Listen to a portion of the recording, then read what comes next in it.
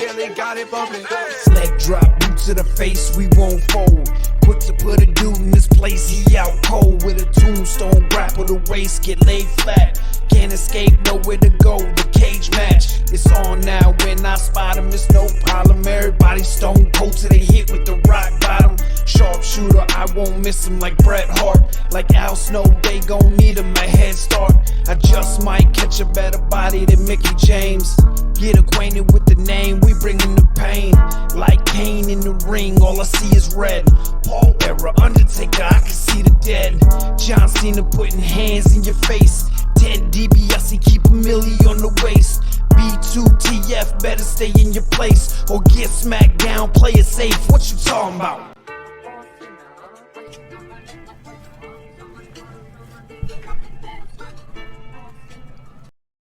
Welcome to another episode of Boot to the Face, powered by FullPressCoverage.com. Go there for all your sporting wants and needs. I am Chris Rucker along with E.J. Reed, and we are here on your mom's favorite podcast, Boot to the Face. What's up, E.J.? Not much, man. What's going on in your world? Not a lot, really, actually. Low-key weekend, had the kids, watched some scary movies, quote unquote. Quote unquote, what does that even mean? Watched Ghostbusters 1 and 2 from the late 80s.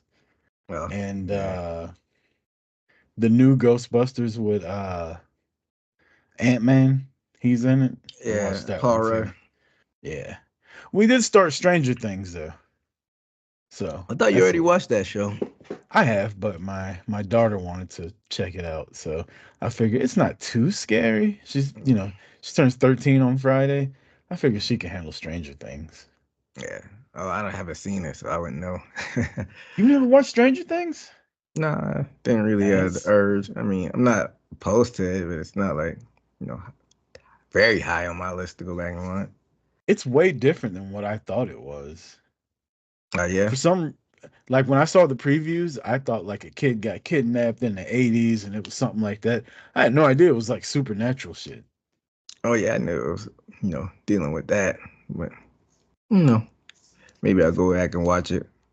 Honestly, if you were gonna watch it, this would be a great time because the last season ended in like 2022, 2023, and the next one doesn't come out until next year.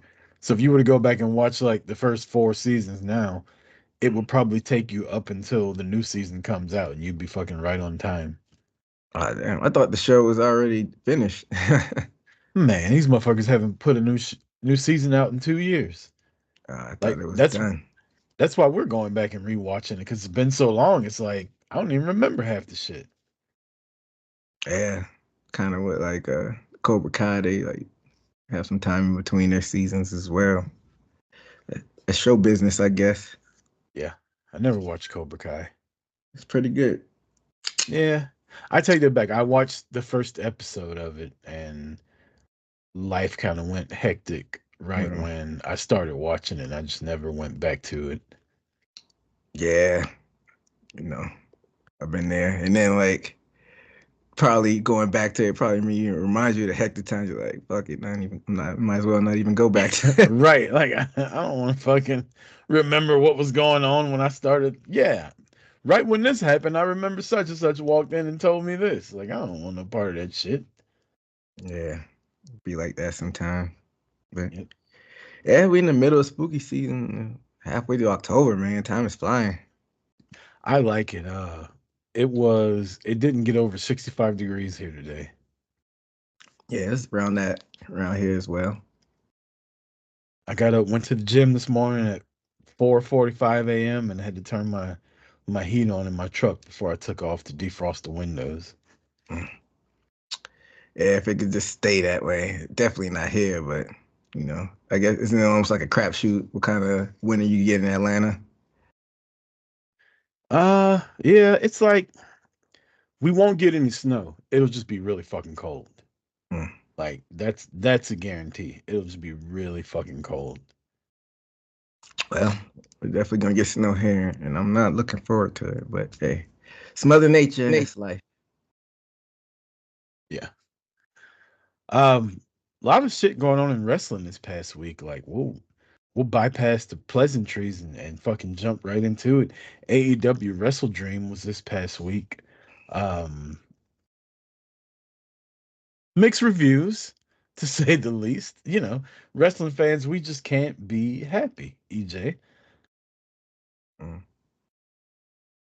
I people mean, didn't like. They didn't like the finish. They didn't like the ending. They didn't like the show. My main complaint: why is Chris Jericho on my TV at 10:30 at night? I mean, it is what it is. Like Tony Khan is firm on his stance of putting how many so ever matches, some that could be on Dynamite and Collision, and that's what we getting. But yeah, I don't need the learning tree on there. But I don't know. Like you said, people are gonna complain. I thought it was a solid card. Could have cut down on it like every card, but it I gave know me entertainment. we've talked about this before, and I'm not a fan of the super long cards, but business wise, they are charging you $50 to watch it. I don't want to pay $50 to watch 5 matches in 2 hours. You know what I mean? That's cool for Peacock. You know, Mm-hmm. I get Peacock. I watch The Office.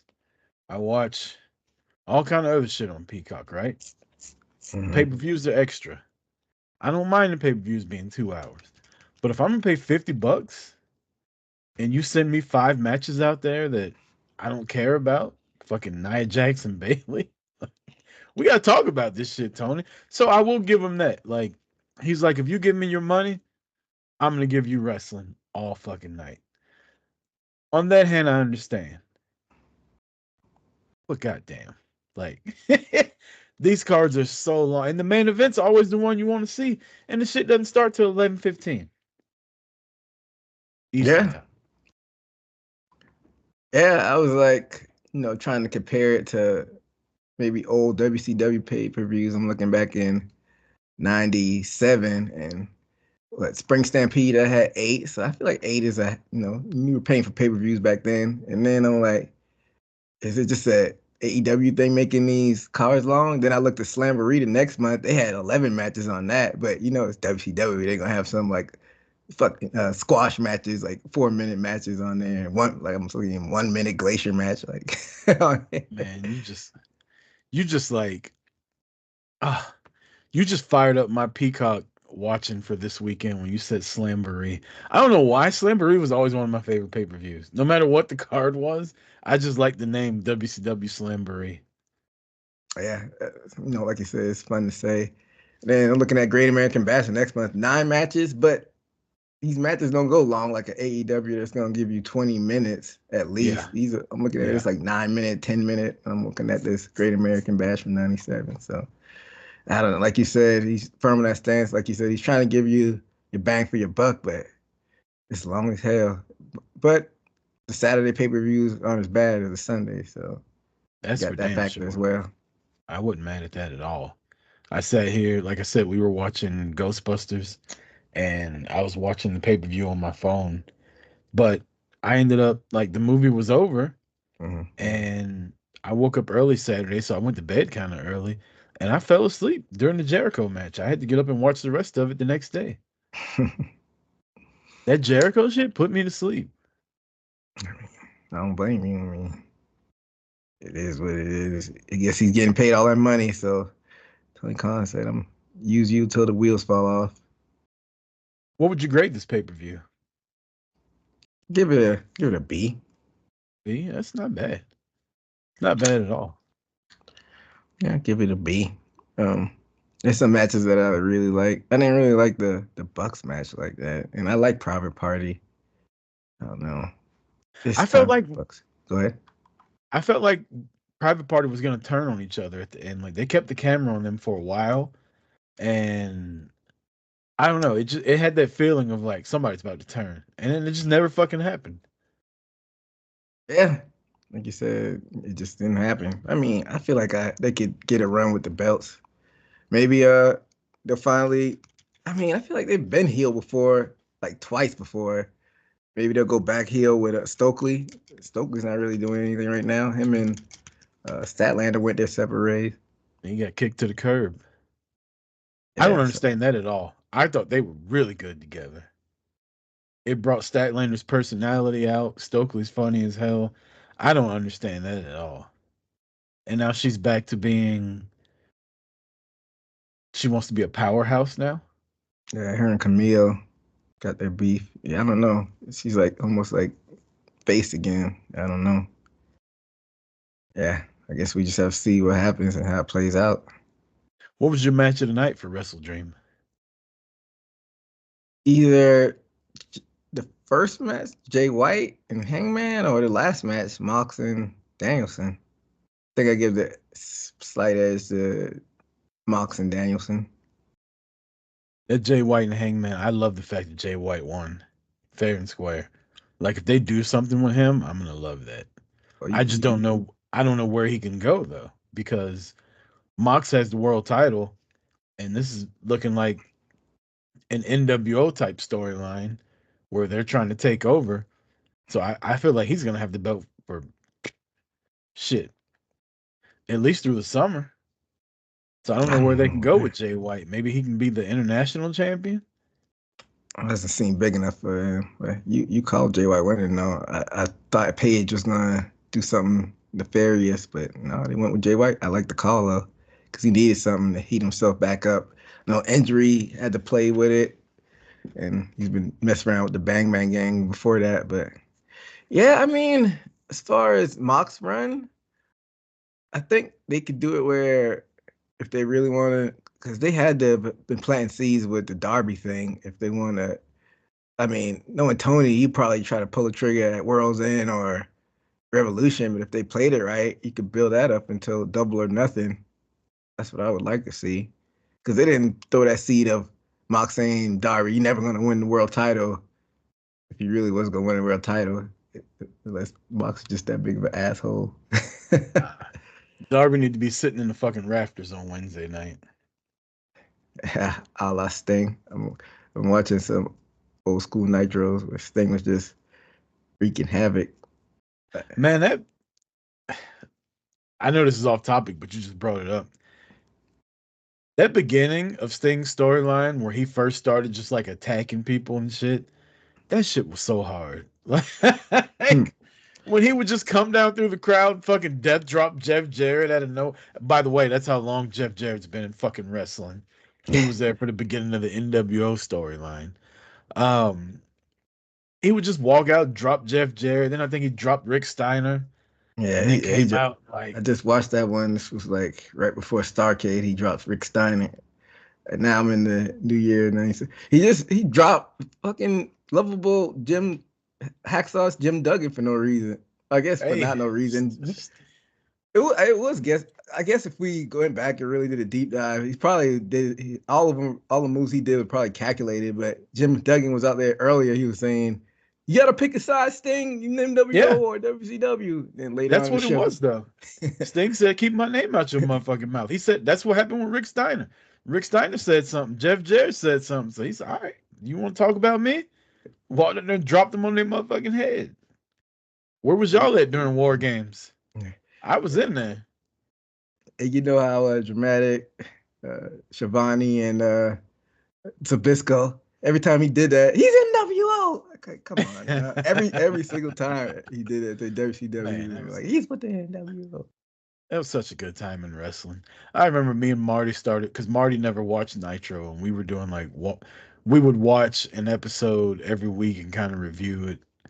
And I wanted to get to the NWO stuff so bad, but we never kept up with it. But yeah, going back watching some of that stuff, I think me and Marty had got to the point where Hogan had shaved his mustache off and started dressing in black, and him and Sting had beef, and they had a match, and Sting came out dressed in red and yellow, whooped Oh, Hogan's snap. ass. Well, what made me start going back to those old Nitros recently is because I threw on the network on the IPTV and they were showing like Best of Halloween Havoc, and they had Halloween Havoc 95 randomly, and it was like when Hogan and Giant were driving monster trucks and dumb shit like that.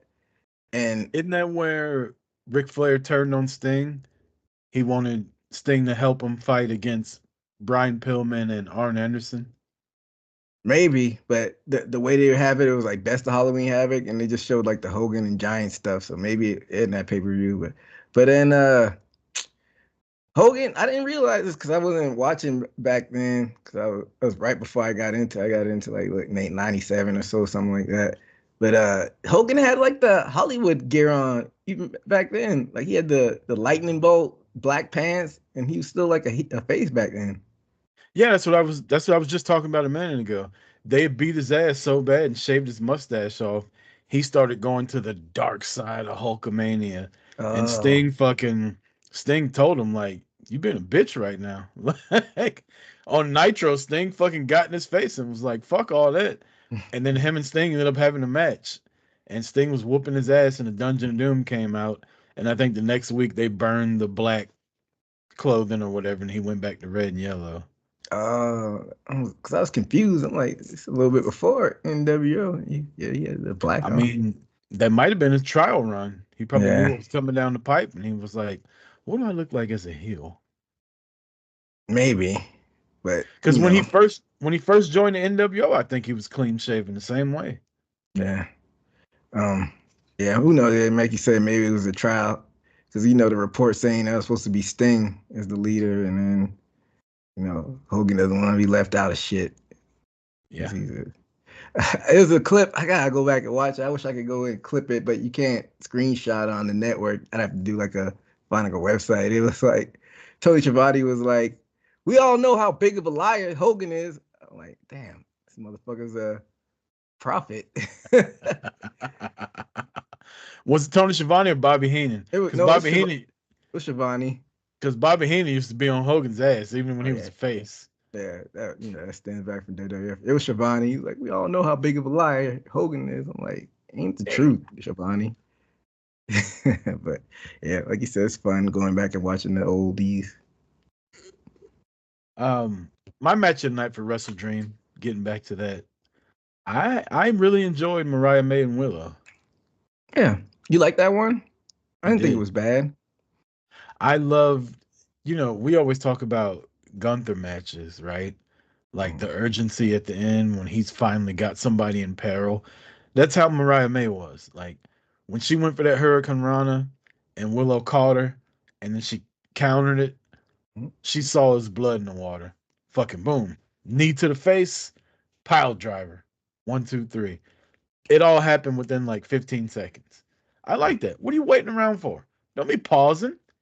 This if this is a real fight, when you got a motherfucker in trouble, you need to end that shit. And that's what I liked about it. Yeah, that is a good finishing sequence. But yeah, it was a good match. But I mean, for some reason, something's missing with Mariah as far as like character wise. After she's not tied with Tony Storm, I don't know what it is. That's like preventing her from like just having that superstar aura. She's still like pretty new in the game, so I'm not writing her off. But I need that next. She needs that next feud that's not Tony. It's just like almost like a blood feud or something like that. I feel like she's just going through the motions right now a little bit. Uh, In her and their defense, it is hard to come off the storyline. I mean, look at Cody, right?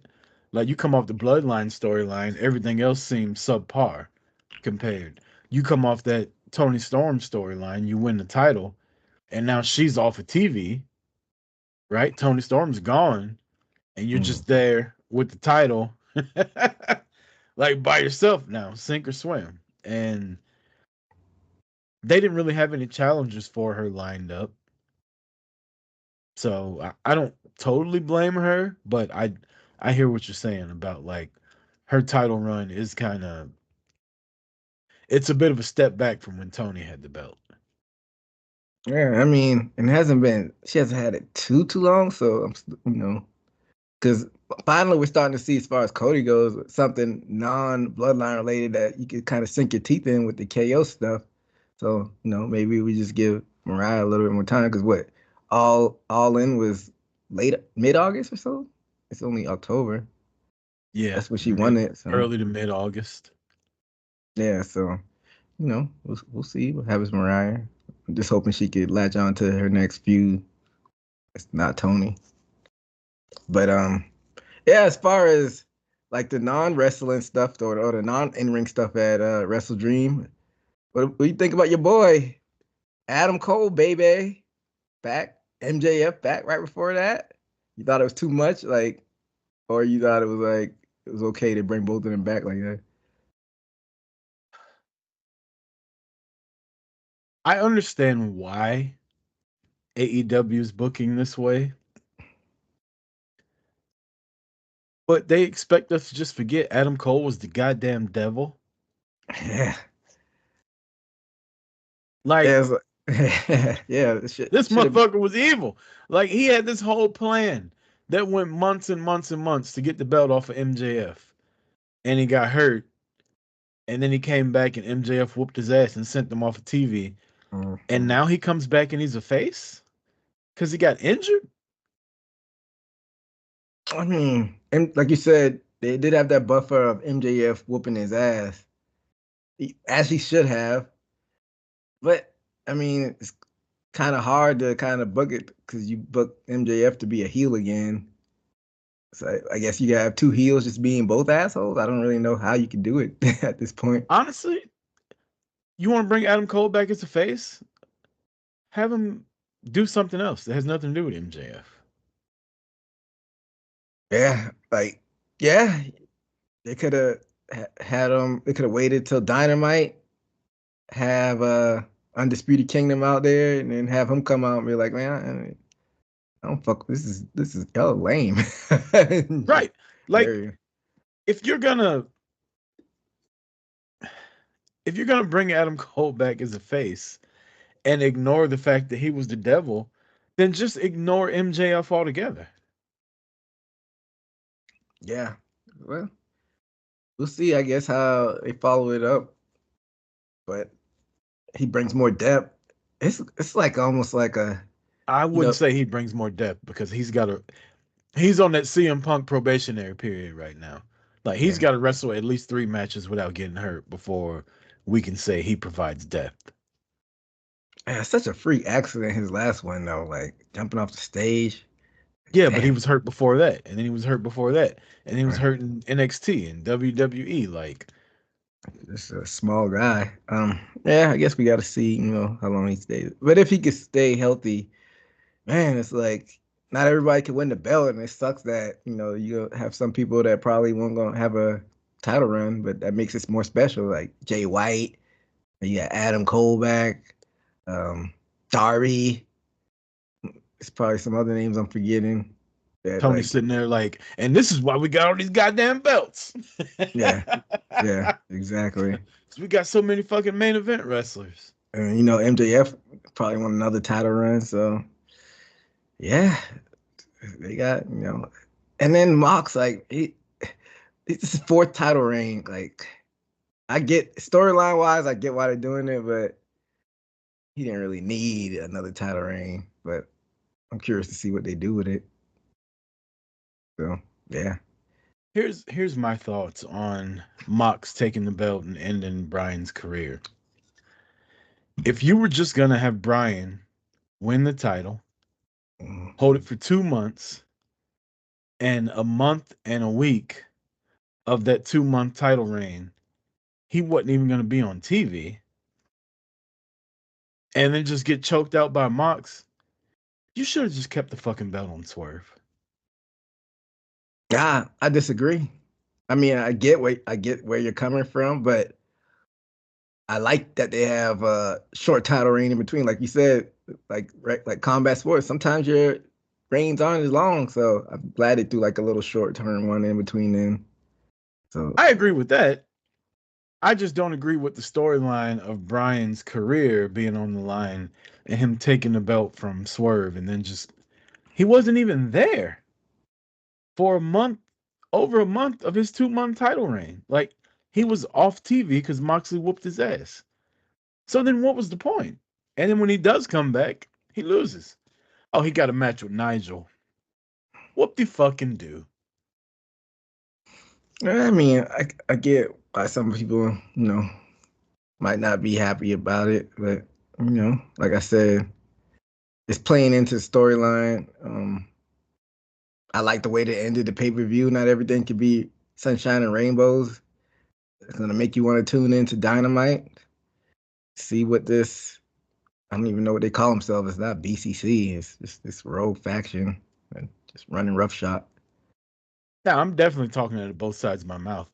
I love the finish and I love the ending of it. I'm just saying if this was going to be the end game, you could have just had Swerve beat him and let him go on his merry way.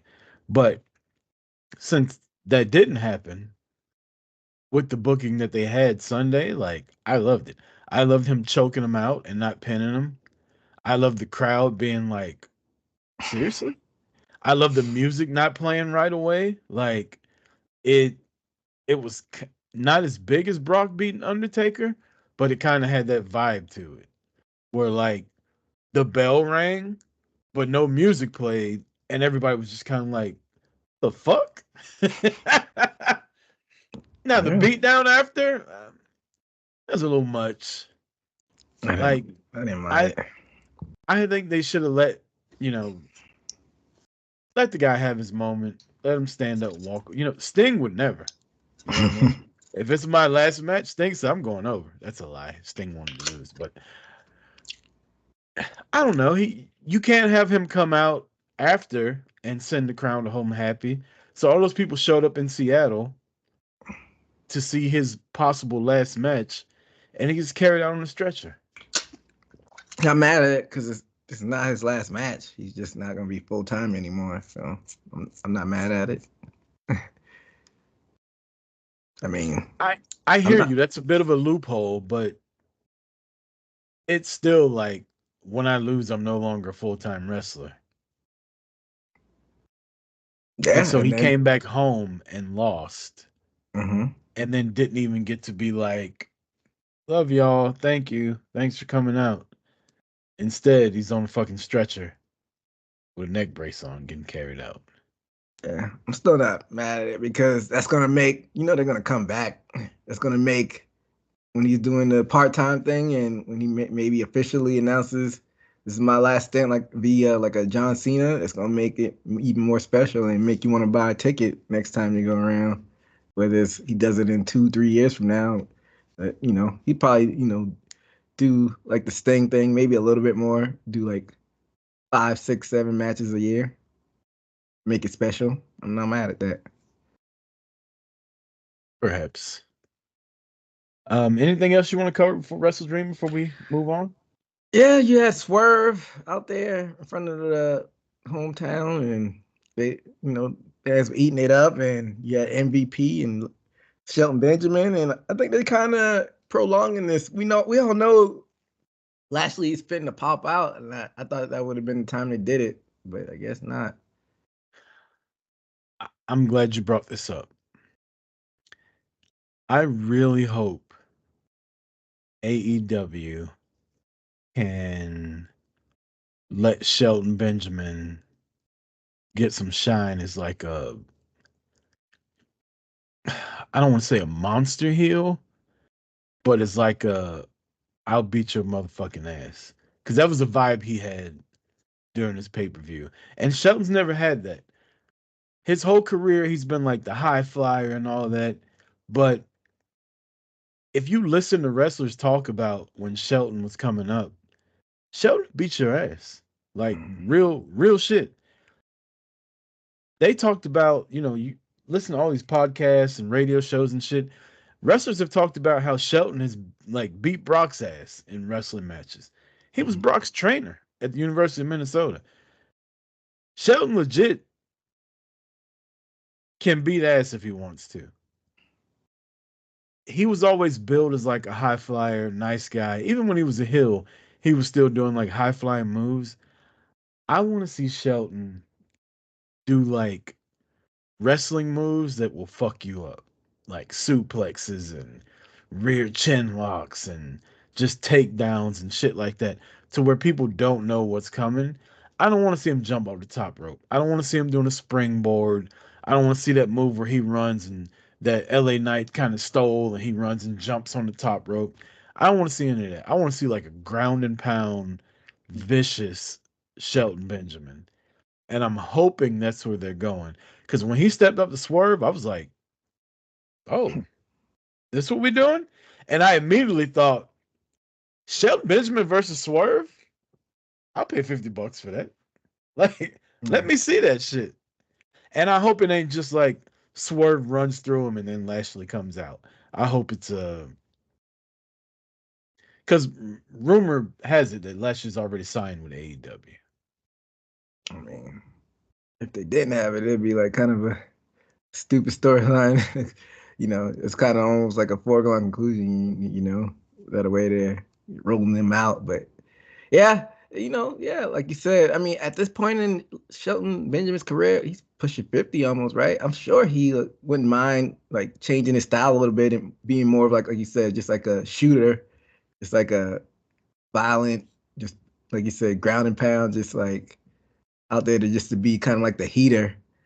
I won't be mad at that, but I guess we'll see. The test is Dynamite. He goes against Leo Rush on Dynamite this week. So He gonna beat Leo Rush's ass. yeah, I poor hate it for Leo. my boy Leo. Poor Leo. Yeah, so we'll see if he like kind of changes that match style. And like you said, it's probably setting up Lashley to come back. Yeah, they could do something with Swerve and Benjamin and make it seem like Benjamin actually could go toe to toe for him, is not some damn chump or anything like that. But what we got, we already had WrestleDream. So next thing is Full Gear. You think they drag this all the way out to Full Gear, having Lashley come back? I'm okay with pausing on the Lashley thing and having Shelton like beat a couple motherfuckers' asses to prove how tough he is. And I really appreciated Swerve like saying all the shit that he said about Shelton, because I think it was true. He's not Ron Simmons, right? Like he never won the world title, but I think Shelton represented a new breed of black wrestlers that wasn't just a I'm strong as fuck and I'll beat your ass like Ron and Ahmed Johnson and all these guys, right? Like he came along and was like, I'm the most athletic motherfucker here and I'll prove it to you. Now, he should have been world champion, but that's a different podcast for a different day. But I did appreciate what Swerve was saying because Shelton represented a new breed of black wrestlers that we hadn't seen yet. Yeah, definitely. Even like The Rock and Booker T, I mean, they had slightly different styles, but they're still big motherfuckers as well. Booker T Yeah. is almost kind of like the bridge almost because he did some pretty athletic shit. Rock was a fucking athlete too when he was Yeah, young. Rock too. Rock was like, I think we've talked about it before. Going back and watching that Rock versus Triple H and Austin Intercontinental title feuds, like you could see him having the weight on them because he was just so much bigger, stronger, and faster than everybody else. But he wasn't quite like Shelton was different. Yeah. And if anybody listening hadn't like watched Shelton Benjamin when he was in the world's greatest tag team and his singles run for like the first year when he got drafted to Raw, he beat Triple H's first night, which was crazy. Um, then he got the Intercontinental title by beating. He whooped Jericho's ass all over the country, He did good. which I love. Taboo Tuesday. The fans, quote unquote, voted for Shelton Benjamin to fight Triple H. To fight Jericho, and he ended up winning the Intercontinental title. But you go back and that Shelton Benjamin versus Shawn Michaels match on Monday Night Raw. Yeah. He got super kicked out of the Yeah, coming up the damn rails. But yeah, definitely Shelton Benjamin, like you said, that different breed. I feel like Booker T was kind of like the prototype and gave him the blueprint for Shelton to be like that real, just super athletic, like you said, black wrestler. And yeah. so going forward, would you be opposed to like no disrespect to Cedric Alexander, but like Swerve to be like a be that fourth member and be like a super upgraded version, the Hurt Syndicate, I guess what they call it, or would you like to just see Swerve go against them? I'd like to see him go against them, but be beaten into Joining? submission, not for lack of a better word. Like, I'm trying to go against them, but these niggas just, it's too many. Yeah. Like, it's better if I just join. Yeah. And I mean, he could even be the. It's hard to say Swerve could be the leader with Lashley in the group, Yeah. but if Lashley's like, we're here to fucking help you. Like, what are you doing? Why are you fighting us? Don't make me put this fucking hurt lock on your ass. So I Yeah. mean, I think it'll be a good couple months of program, but I think the end game should be Swerve to join. And I mean, if you remember back when what were they called? Retribution? Yeah. When Retribution was running roughshod, the Hurt Business was a heel group. Yeah. But when the Hurt Business walked out there that night, started taking their suits off, it's like, I oh, remember that. you could And do the same fucking thing here with the new BCC. yeah, Swerve definitely. could say, shit, I need help. And then get Lashley and Shelton to help him against them. We got a fucking Donnybrook. Yeah. And sorry to Prince Nana, but if Swerve joins them, he have to go his separate ways because I wanted to be serious. And then, I feel like it reached its peak, like with dancing and stuff. I mean, it's not totally played out, but then, you split them now. Then once you reunite them further down the road, and it'll be even more special. And you don't want to like have it too played out and ride it till the wheels fall off. So, like you said, I like that idea. Beat him into submission until he finally joined. I'm with it. That's all we have for WrestleDream. I see in the notes you got the PWI Women's 250. Yes, indeed. And I mean, we always talk about these lists, and like you said, opinions are like assholes. Everyone has them, but it's still like water cooler talk, and it's fun to talk about them. And people are always going to argue about them and have different opinions, but that's what we're here for. We're a podcast, so we got to talk about it too. I have the top 20 in front of me if you want to hear it. Let's do it. 20, you have NXT's Lyra Valkyria. 19, I'm not familiar with this name, Miyu Yashimita, TJPW.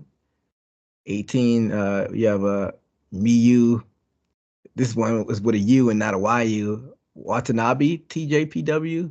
17, your girl made it, Becky Lynch, WWE. Number 16, Mina Shirakawa, Stardom. Number 15, TNA's Marsha Slamovich. 14, Mayu Awatani from Stardom. 13, another one of your girls, Io Sky, WWE. 12, Liv Morgan, WWE. 11, Roxanne Perez, NXT. 10, Athena, ROH. 9, The Glamour Ryan May, AEW. 8, Will Nightingale, AEW. 7, Bailey, WWE. 6, Sabree, Stardom, Marigold. 5, Stephanie Bakur, CMLL, MJPW, and AEW. 4, Micah, Stardom. 3, Rhea Ripley, WWE. 2, one of Rucker's favorite wrestlers of all time, TNA's Jordan Grace, number 2. And then number 1, the timeless one, Tony Storm, AEW. Your thoughts? I'm with Tony Storm getting number 1. I don't know the criteria and the date of everything, but just over the past year, I don't think you could have put anybody besides Tony Storm there. Because not only was she having a good character over like crazy, she was actually having good matches too.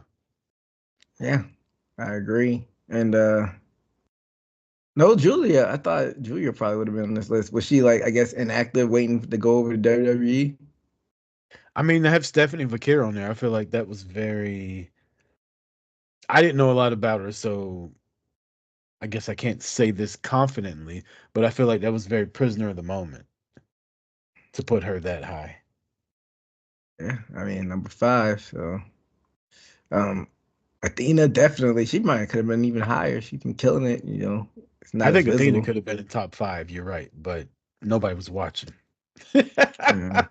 So it's and her competition wasn't the best either in ROH, but her herself, I thought she's been phenomenal the past year.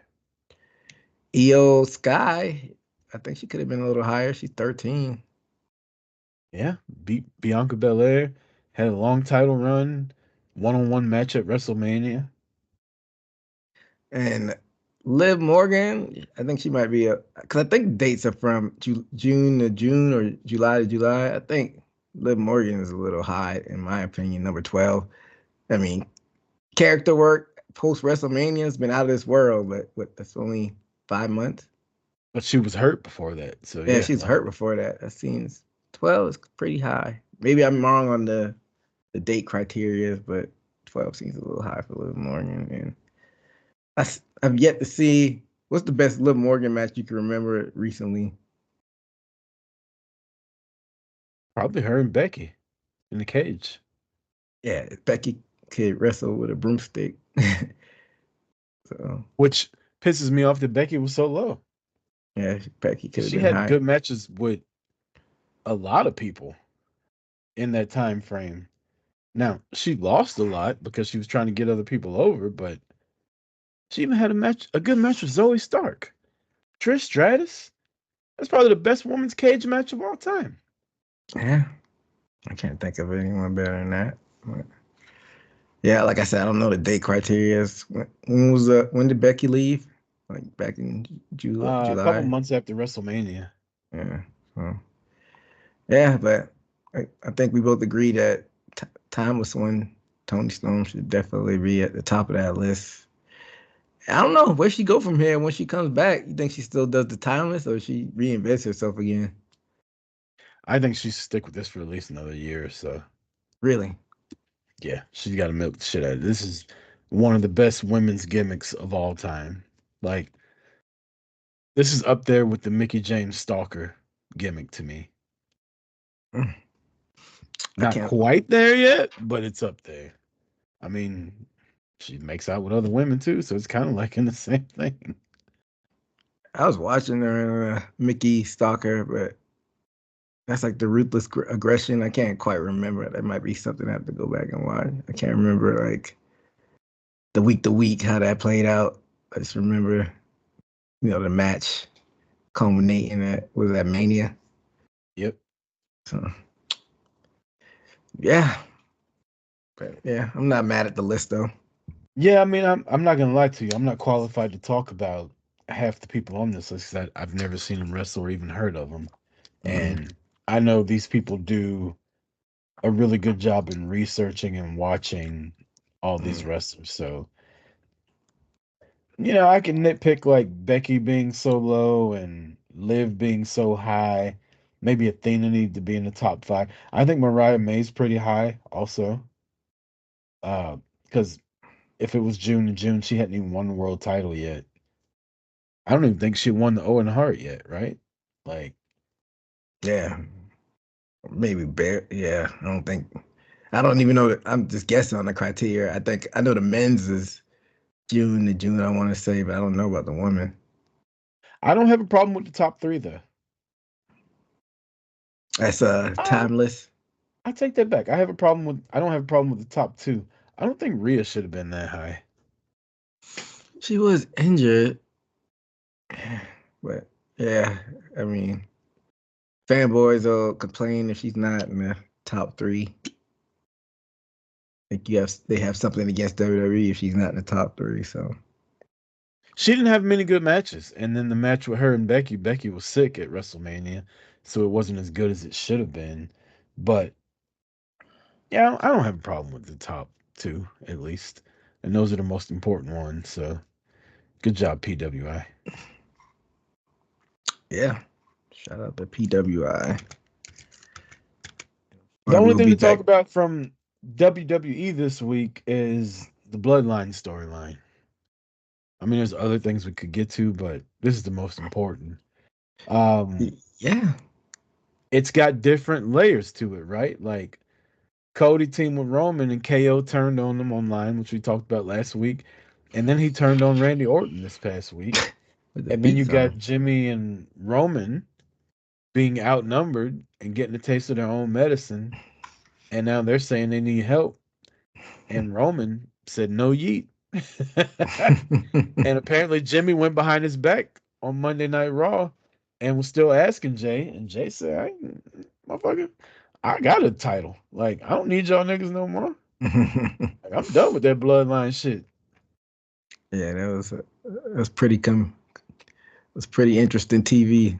Like you said on Monday, pre-recorded. Raw was pre-recorded, but Yeah. who knows when they recorded that little backstage with them. But I was saying in the Discord, anybody listening, go ahead and join that we need to have a conversation about Jimmy.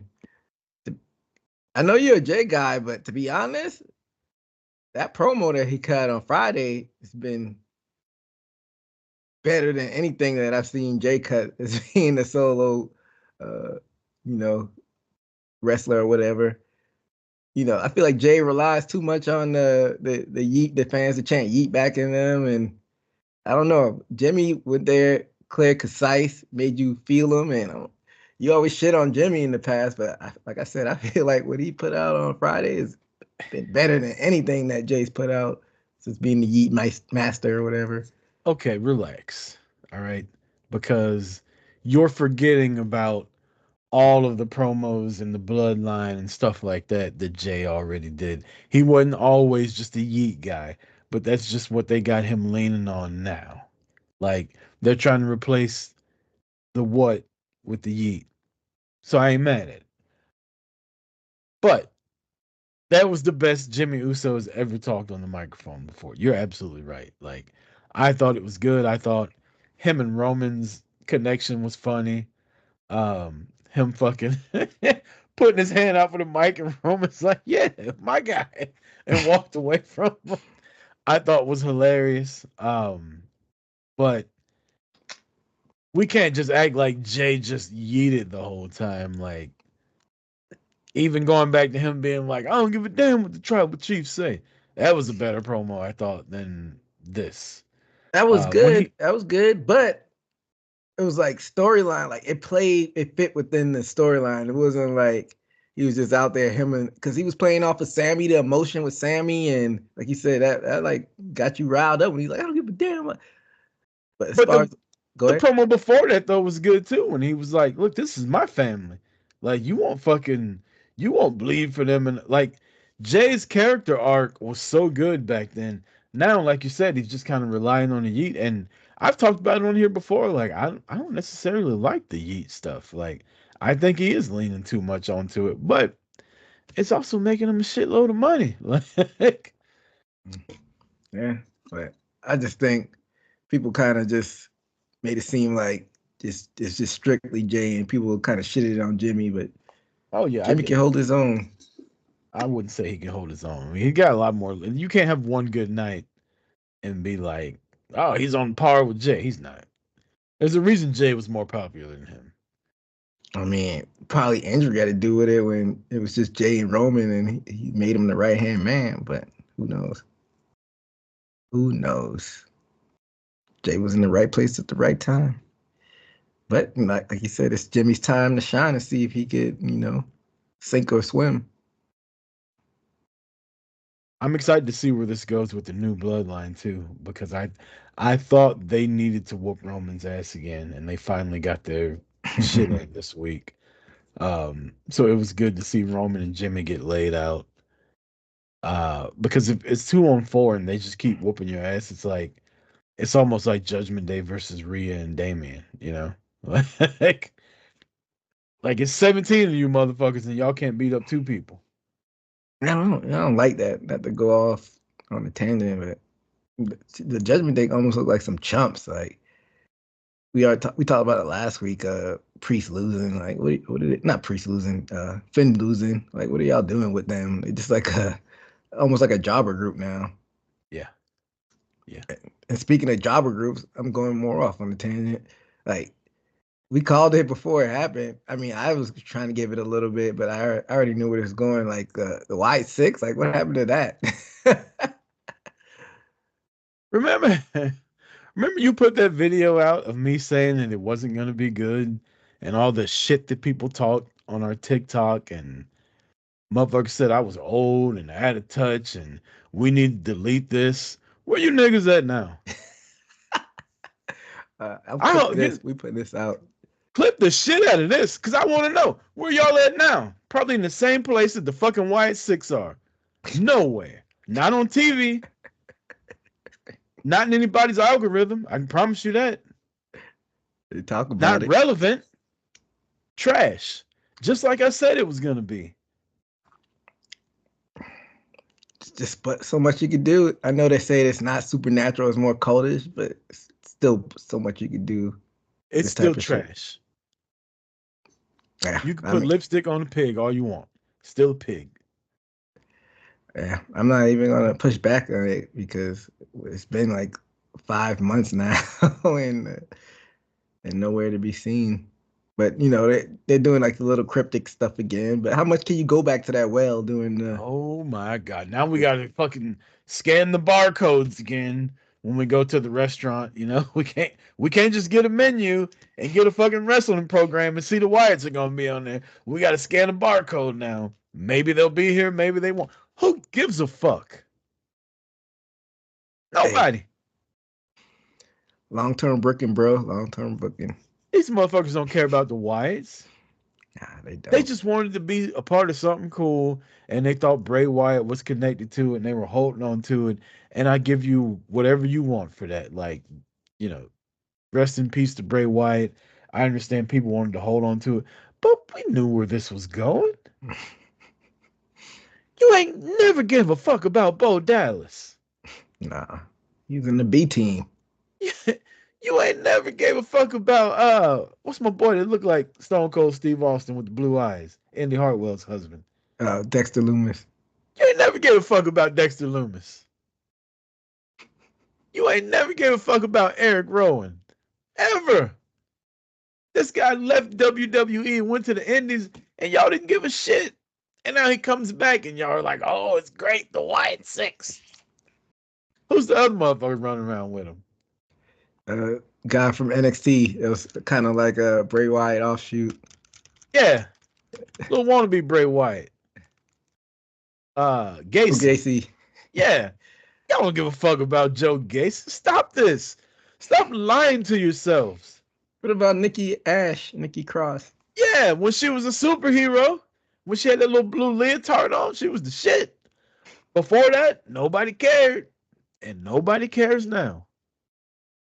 Y'all need to stop this shit. Nobody's being disrespectful to Bray Wyatt, but the Wyatt Six ain't it.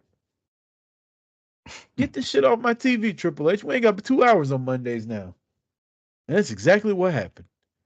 The show got cut down, and so did the Wyatts.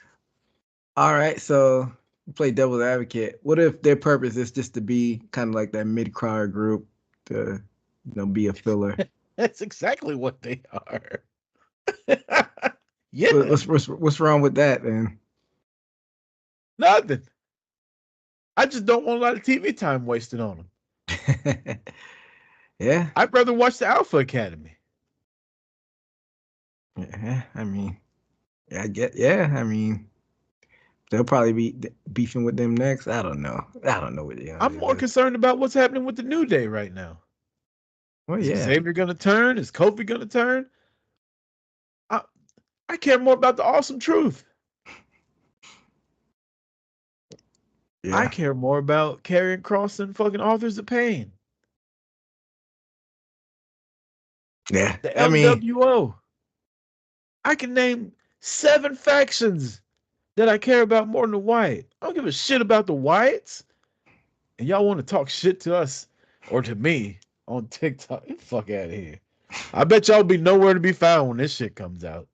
Nowhere. Because I was right. Or they'll like wait until like They do like a random spooky house match on Raw in like December. See, we told you they were doing something. Oh, wow. Wow. They got a Halloween match. Because they're all spooky and wear masks. Imagine that.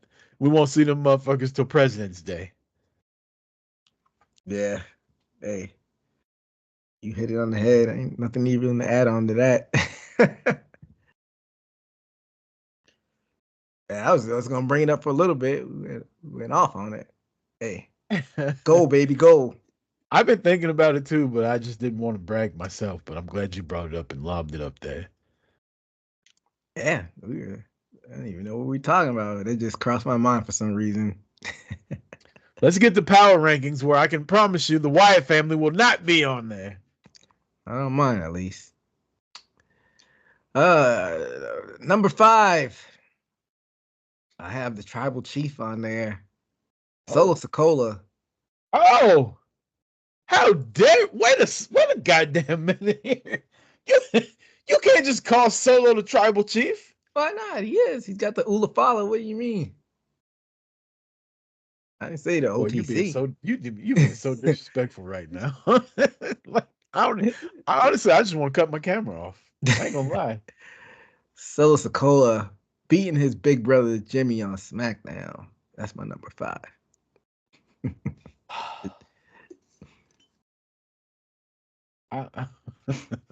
I'm at a loss. You just called this man the tribal chief. Is he not the tribal chief?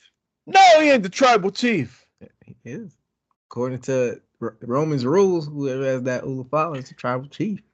According to pro wrestling, where possession is 9/10 of the law. So Exactly. if you steal something from somebody, it's yours. Yeah, like speaking of the Nitro, 6 X-Pac stole the U.S. title from Eddie Guerrero in the one I just watched.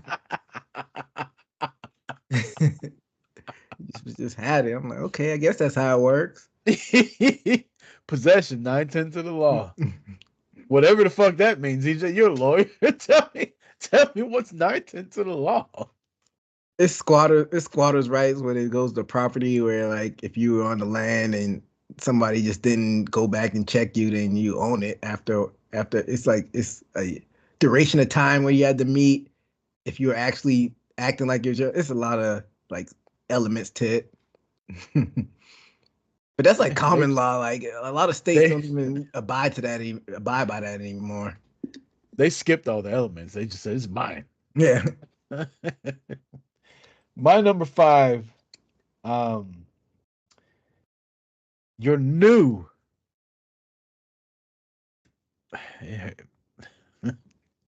I honestly I crossed his name off like 3 times and wrote KO on here, but I'm gonna do it because I am unbiased. As Bobby Heenan used to say, I'm a broadcast journalist. Your New Japan World Heavyweight Champion. Oh, snap. Zack Sabre Jr.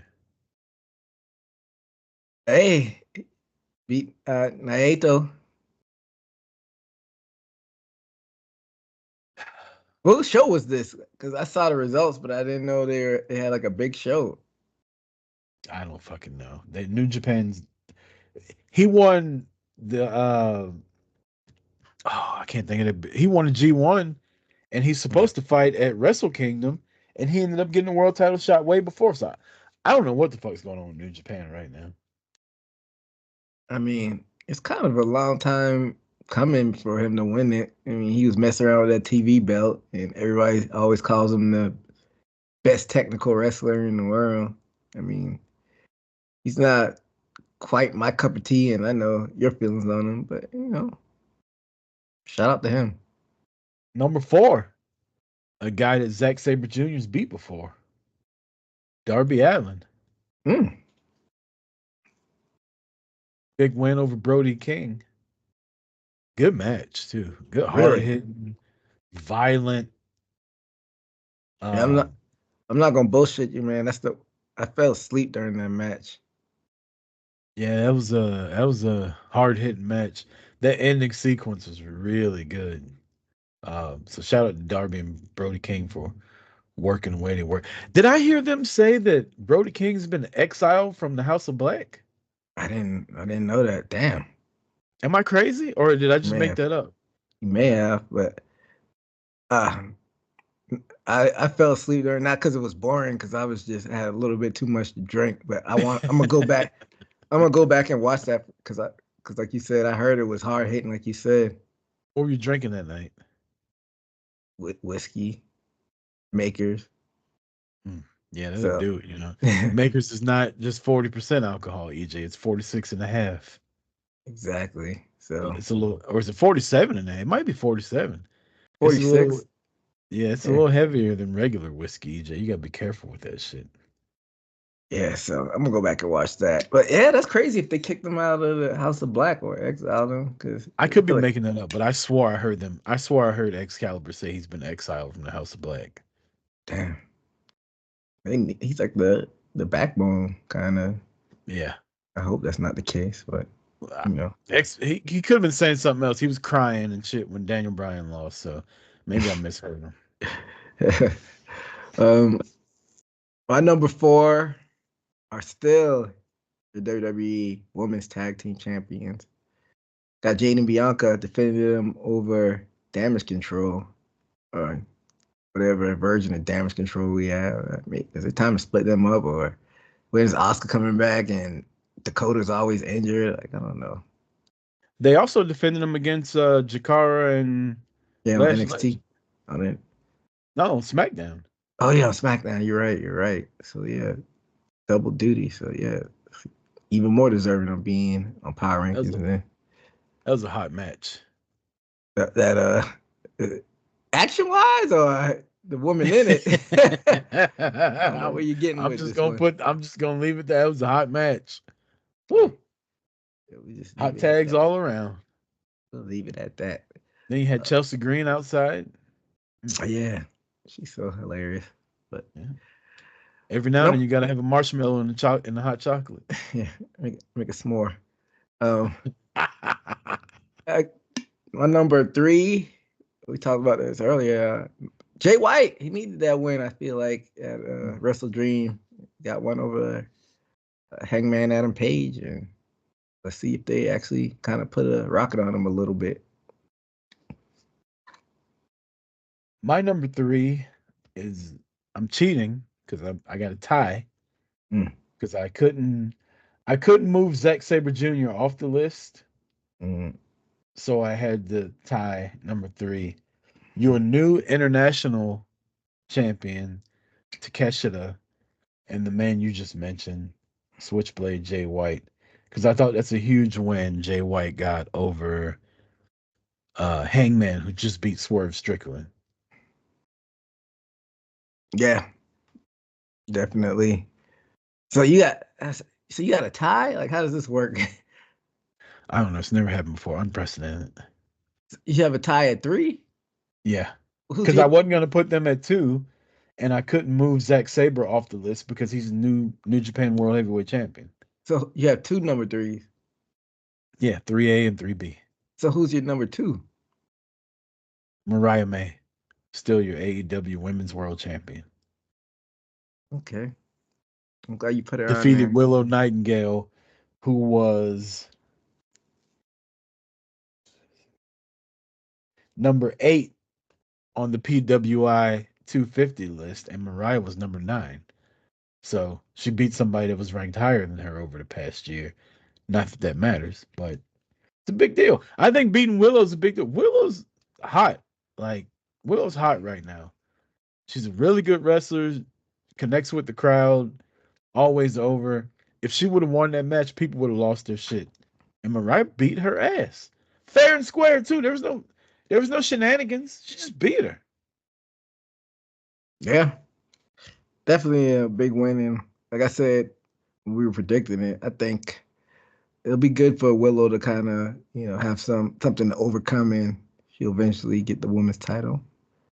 She already had a TBS, didn't she? Yeah, because Mercedes beat her. So yeah, something gives her something to overcome and eventually get that women's championship.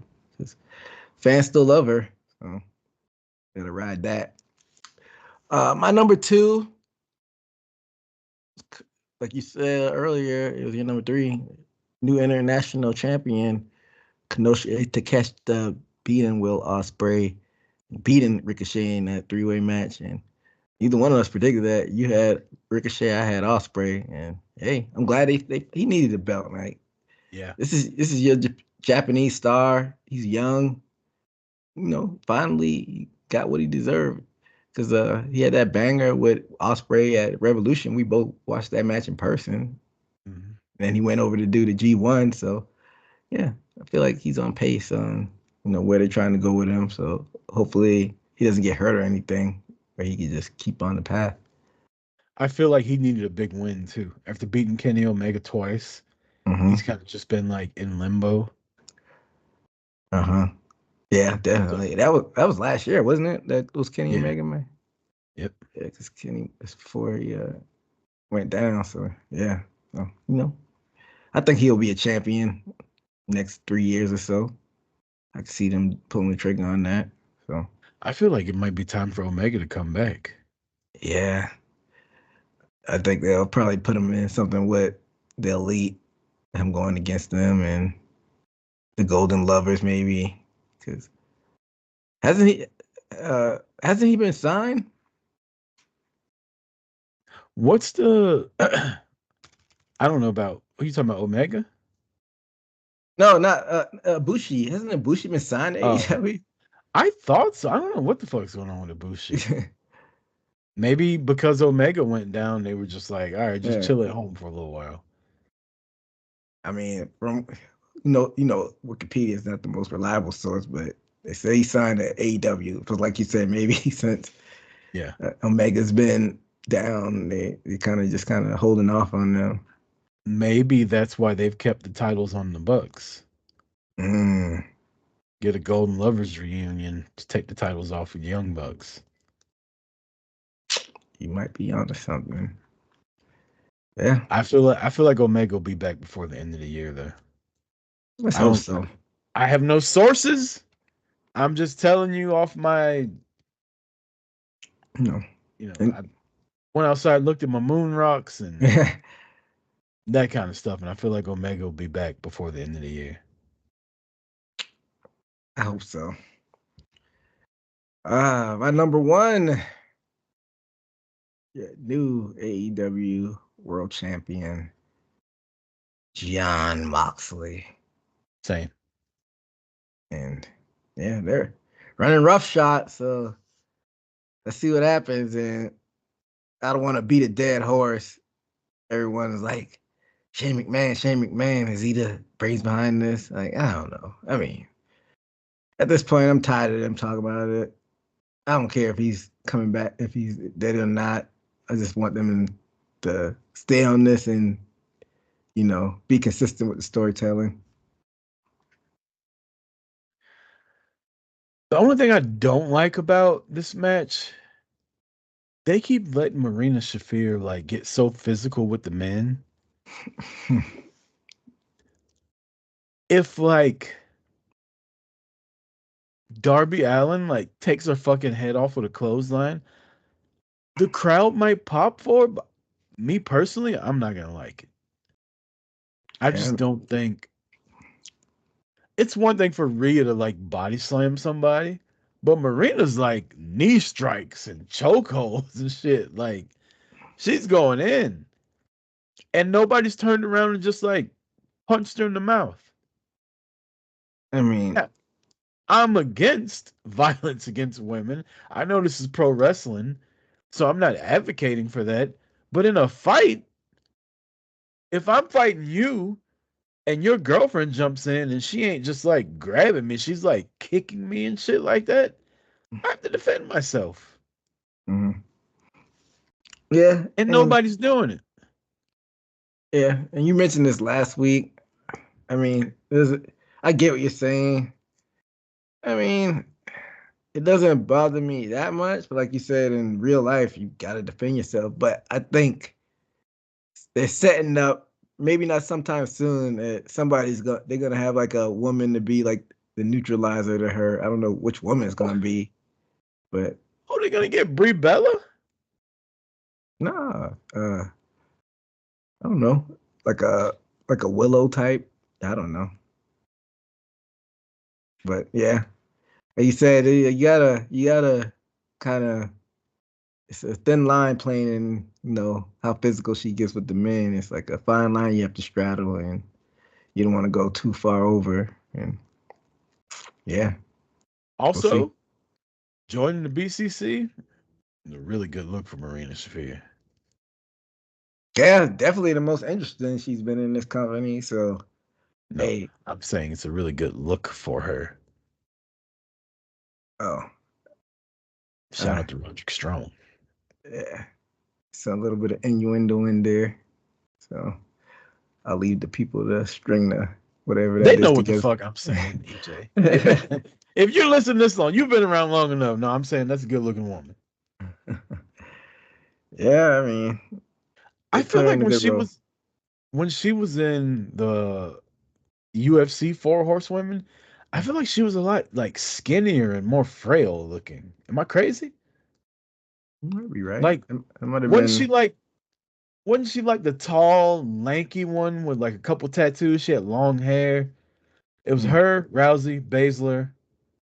And Yasmin Duke. Maybe that's who I'm thinking about. Yeah, Is Jasmine Duke tall and lanky? yeah, Okay, then maybe that's who I'm thinking about. So I apologize. I'm getting them confused. yeah. That probably was her. And she was in NXT for a while. That was like a weird thing they had going on down there. Yeah, And she was just like a little too small and like frail looking. That I was just like I could see Rousey and Baszler, but this one I don't know about her. so much money left on the table, but they didn't do wrestling horsewomen versus the MMA. But hey, I'm still mad they didn't do a fucking elimination match with the four horsewomen at WrestleMania or the Shield. mm, There's no way you shouldn't have had the Shield main event and have an elimination triple threat match. There's no way you shouldn't have had the four horsewomen fight each other and have an elimination match. Like, these are the top two groups in your company's history as far as world champion goes. I don't know Mercedes contract. That could still happen. I don't know. I think Moxley is She ain't going back to aid. WWE. You don't think that's a possibility? Definitely when she gets Nah, inducted to the Hall of Fame. Whenever that's that happens. 10 years from now. She won't be wrestling then. She'll be Mm. on fucking. She'll have her own TV show on Mandalorian spinoff. Yeah, well, like you said, they dropped the ball on that one. Oh well. Same thing they dropped the ball with the Mortal Racist and Ric Flair. It's just gonna be what if and Sting and Taker. And they did it a million times in WCW. Yeah, but Hey, Mania though, it's Mania. Vince was right. It wasn't that good. Street Clothes Wrestler of the Week. My wrestler. We talked about him earlier. Mhm. I'm gonna go with the gold standard Shelton Benjamin. I'm proud of you. Men 2 weeks in a row. What Benjamin have on? Had on that blue three-piece, little vest on after he took his jacket off, ready to whoop Swerve's ass, looking like $1 million. That's one thing I always appreciated about the Hurt Business. They always dressed their asses off. It was almost like a competition between them, like who could look the best. Yeah. Curious to see like where they get their suits from. I was I don't know why some memories stick out in my head, but I was driving back from like either WWE or AEW show in Kansas City, or I think it was Kansas City because I was going on those back roads, and I was listening to a random Moose interview, and like the whoever was interviewing him was like, giving him props on his suits, and he's like, yeah, this is this website I get it from, and it's they aren't real suits, they're like stunt suits almost, like they're made out of like rubber stretchy material because he gets physical Really? in them. Yeah, because he gets his ass beat because he bumps in them. He's like, they look like real suits, but the material isn't real suits. It's like That's whatever. funny. Yeah. So I wonder if the Hurt Business does that or if those are like just real suits. So I was listening to an interview with Shelton. I want to think it was on Renee Paquette's podcast. This was a while ago, like at least 2, 3 years ago. And he was saying that Vince and a couple other people wanted them to dress up. And he was like, I don't own any fucking suits. And so I can't remember if it was MVP or Lashley was like, go see my guy. So they all get it from the same person. Mm. So one of them like told him like you because he said the first night he showed up with just like dress pants and a shirt that he got from like Target or something like that. And they were like, what the fuck are you doing? That is not how we're going on TV. And he was like, oh, y'all meant dress up, dress up. He was like, yeah. That's So weird. yeah. Hey, whatever they're doing, like you said, it's working. So makes them look even more like badasses. So shout out to MVP. I mean, Lashley's Taylor, whoever they're using. My street clothes wrestler of the week. I think I'm gonna go with your girl Tiffy Time on Monday Night Raw. Came out in the romper or jumper, whatever you call it, jumpsuit, the red, pinkish, whitish. Came out and I don't even know why she was out there, but her and Rhea Ripley were going back and forth. She was out there because she was wearing a romper or a jumpsuit or whatever you call it. That's why she was out there. She couldn't let that outfit go to waste. We needed to see that, EJ. Yeah, and I Call guess her the she was people's champ. speaking on behalf of Naya, and this was a can show, and because I'm guessing they're doing like a random tour over there in Europe or something. Yeah. They're over in Europe this week. Yeah, you usually don't see them do pre-tape shows for that though. You usually see them do it when they're doing like the Saudi shows, and that's interesting that it pre-tape for just for like a random house Well, show tour. I don't know this to be true, but you would think with Raw going to 2 hours now, they're like, oh, fuck, like what's another? People are used to 3 hour Raws. What if Yeah, we did like another hour and a half of wrestling and then made a bunch of pre tapes for it? yeah. So it's probably just easier that way. If that, it's probably like extra hour and 10 minutes. What like if you don't include the Yeah. commercials and like you said the pre-tapes and all that? Because I went to one where they had the Saudi show. I went to one in St. Louis and they did two SmackDowns and it was only like a extra hour and some change. So So with a 2 hour Raw, you add another hour and 10 minutes. It's like a regular Raw. yep, yeah, you're right. So yeah, Probably probably cheaper right. too. Mm-hmm. But yeah, street clothes wrestler of the week, Shelton and Tiffany. Let's get to some NFL picks, EJ. NFL picks, and I had them. I had them all set. Like for this, I just put them in the chat for the results of last week. Remember, we had like a bunch of different picks. Like either somebody's gonna pull ahead or somebody's not gonna fall back. That didn't happen. Like I said, it's gonna be some. It's gonna be some picks that go some person's way and pretty much even out like I thought. And I went 10-4, and you went 9-5. Oh man, you just get me every week by like one or two. Yeah, like I said, it just pretty much evened out. And shout out to you not having faith in your hometown Falcons. That was the tiebreaker that put me over.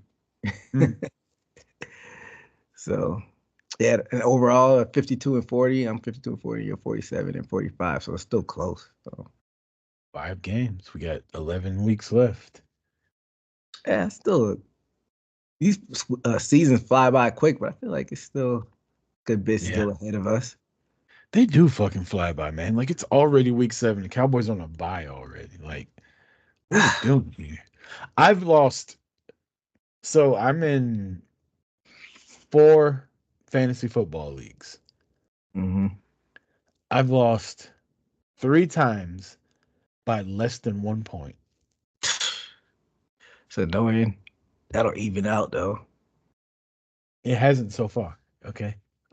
In one league, I've lost twice by less than 1 point. And when I say less than 1 point, I mean like 0.121 point or something like that. Like somebody will have one more yard than me, or my kicker will have a field goal get blocked, and that'll be minus a point instead of plus, 3 or 4. Like if he just would have got 0, it would have been fine. But because he got -1, I lost. That shit's happened to me 3 times. It's the most infuriating fucking thing. Women think childbirth is painful. Lose by less than a point in fantasy football. That shit hurts. I'm gonna give you a chance to retract that statement. I don't. Or you can just stand on business, whatever you want to do. 10 toes down, EJ. Um, yeah, I feel like in fantasy football, I'm basically 500. I'm in one of the leagues you're in. It just comes out, and I picked basically in the middle of the draft. That's basically what it comes down to. If you if you picking mid to late in the draft, then it's probably gonna be what it is. Like some people are masters at manipulating the waiver wire. I don't have time for all that bullshit. Yeah. Like it is what it is, and you just gotta hope that you get high draft picks. So it is what it is. I have the schedule up in front of me if you want me to reel them off. I don't know if you have it in front of you. Let's do it. We're not even gonna talk about Cowboys because it's a bye week. So fuck all that. What everybody's talking about this week. We're not even gonna talk about it. It's a bye week for them and a bye week for the Bears. So every other team playing Thursday night game. Broncos at New Orleans Saints. Former quarterback Spencer Rattler looked pretty good for what I saw, but they still lost to the Bucks. But Denver's the favorite in this game. Remember way back when the Saints scored 40 against Carolina and then put up 45 against Dallas, and we thought they would be just this juggernaut. They've lost 4 games in a row. For some reason, I'm gonna pick them though. I'm gonna pick the Saints. What's the deal with Derek Carr? Is he hurt or they just benched him? He's hurt. Okay. I think it's abdominal or shoulder or something. He's hurt. I'm gonna go with Denver. All right. Starting off hot. Shit Bowl Sunday. This is 8:30. It's another London. How come I get to play so many London games? The Patriots versus the Jaguars over there in London. Give me Jacksonville for some reason. I'll take the Patriots. Jacksonville sucks. Trevor Lawrence is trash. Seahawks going to Atlanta. They'll get a check balance. I don't know. I'll take Seattle.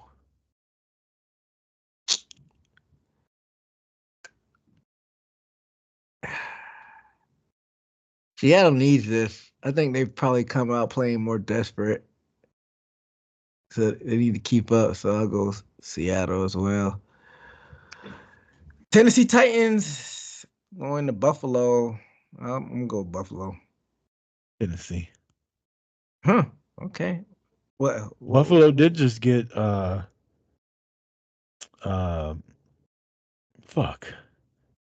Cooper. What makes you have faith in Tennessee? I just don't think Buffalo's that good. Well, they say you are what your record is, and 4-2.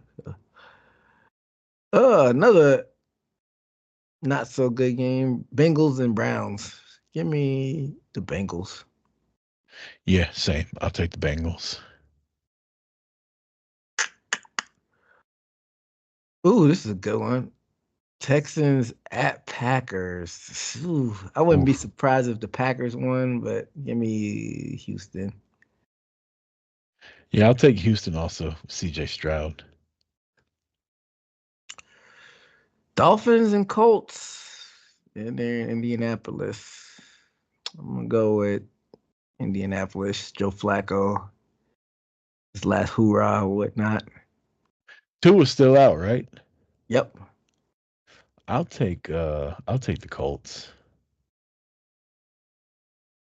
Lions coming off that thumping of the Cowboys, and you chose the Lions, so you're right on that one. At Vikings, no, Aiden Hutchinson, that gruesome injury.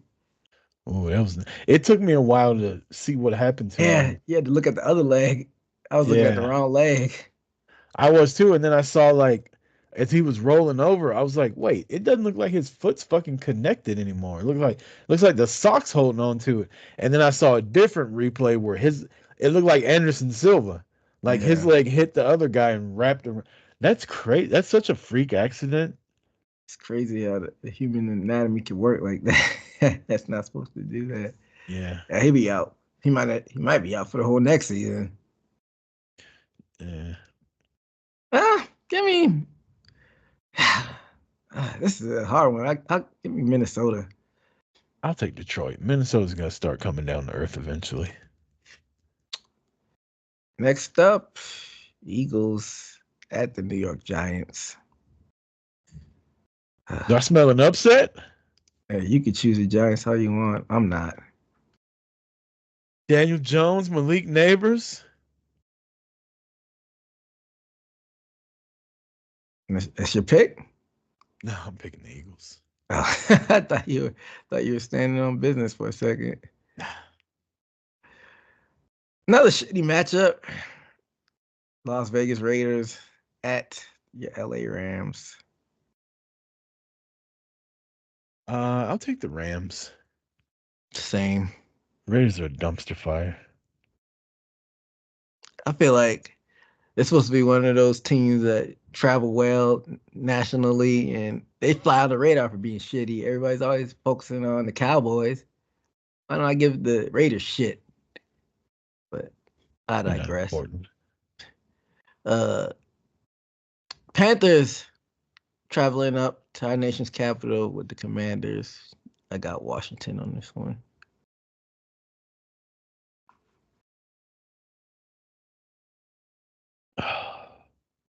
Yeah, I'll take Washington also. I don't want to, but I'll take Washington. This should be an interesting one as well. Chiefs traveling to the Bay Area to face the San Francisco 49ers. Kansas City Chiefs, Yeah, undefeated still. you picking the Chiefs. Yes. I'm gonna go with San Francisco on this one. Mm. Chiefs got to eventually lose. Bold move there, Cotton. Let's see how it works out for him. uh, New York Jets now with their new wide receiver Devontae Adams traveling to the Steel City facing Pittsburgh. Hmm. Pittsburgh's got a new quarterback in Russell Wilson starting this weekend. Really? What happened to Fields? Mike Tomlin said, "Good ain't great." He just won a game. He just won. That's crazy. That's crazy. I got I got Steelers. This is a weird week. Who's this game with now? Steelers and Fuck it. I'm taking the Jets. oh no, I got the Steelers. The Jets are a dumpster fire. All right.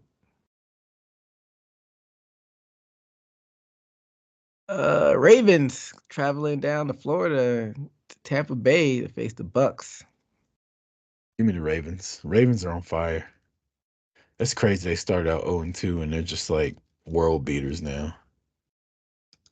I got the Ravens as well, but shit, the Buccaneers put up 50 something points on the Saints, so that should be an interesting one. And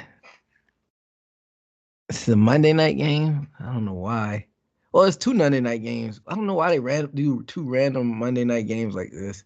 Ravens is a Monday night game, and then this one is gonna be an hour later. So then we play at the same time. So you got LA Chargers going to Phoenix to face the Arizona Cardinals.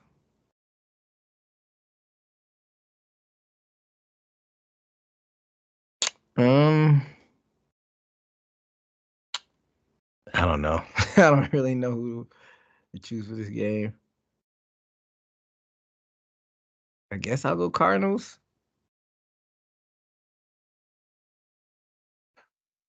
I'll take the Cardinals also. Kyler Murray's just like I like that guy. He's okay.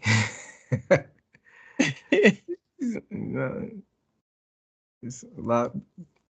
I mean, it's a lot better quarterbacks. Sometimes you just gravitate. Huh? Yeah, I like him. That's it for the picks this week. How many picks do we have different this week? A bunch. 1, 2, 3.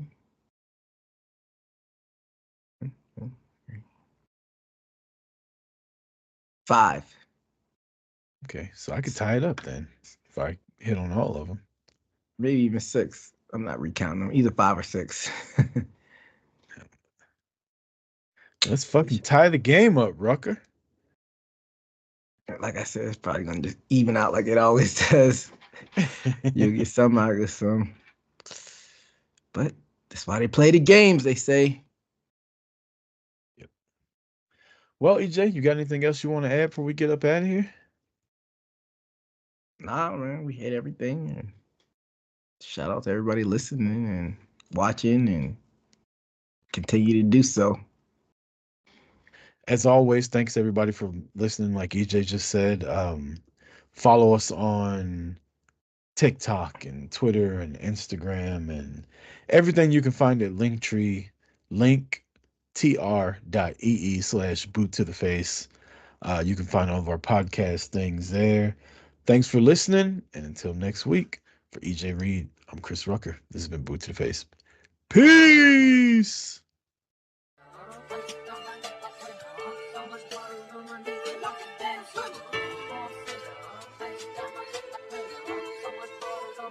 Got it bumping. Leg drop, boot to the face, we won't fold. Quick to put a dude.